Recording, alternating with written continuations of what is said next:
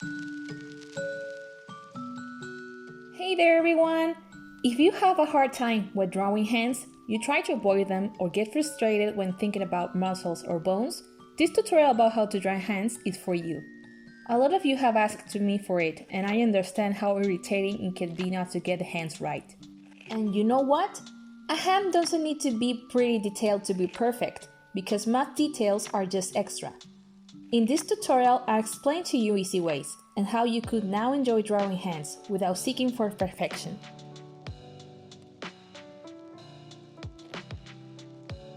With this example, we see a common hand.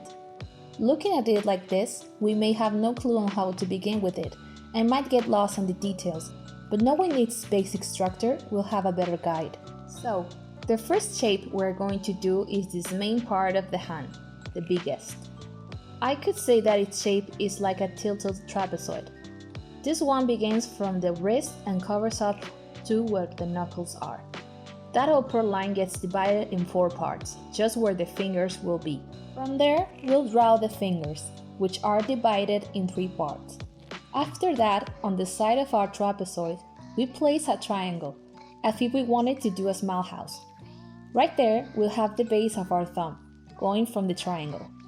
With this, it'll be easier to understand how the hand is composed, with just the basic shapes you saw here.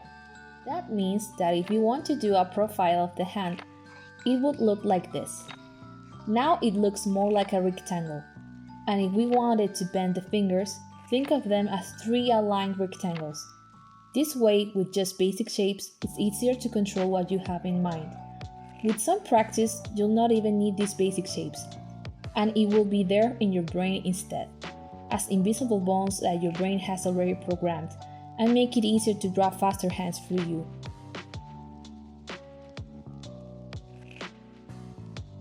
Here we have some simple hands, one from the front and the other from the back.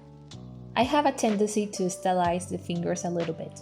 I don't fully detail the nails, but instead I do at least 1 or 2 lines to bring the idea, while also making the fingers look delicate. But of course, you can change that at your preference.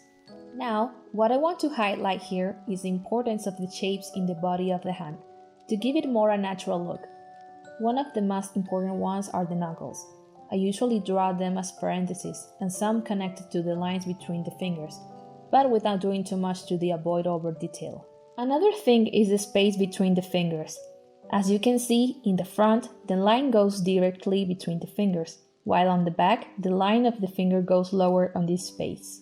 Another thing to keep in mind, to understand what we're looking at the back, is to draw a line close to the base of the wrist, which will be like the fat part of the thumb. Avoid drawing upon as just a flat surface, and remember to include those curvy heels on the base of the wrist. Another useful note is that the front of the hand and the back both share a little bone, which I see as the bottom. To add it, it gives more naturality to the hand, as well as 2 strokes on the front of the hand, where the tendons will be. These are tips I always keep in mind when drawing hands. They are ways I've found to simplify a realistic hand.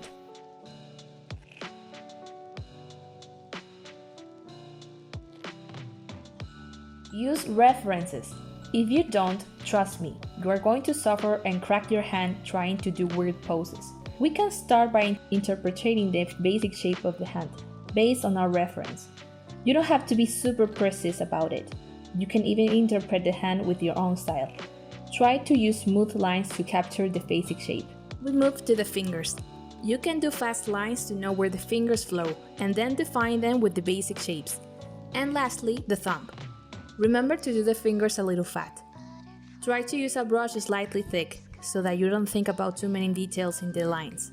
Once the sketch is done, polish the details. Keep it light and loose.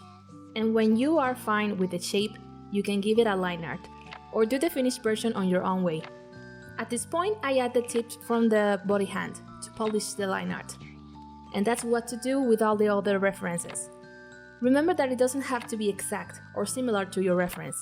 Just listen to yourself and find how to interpret it, and get the shape understood by you and anyone else. Alright guys, we are done.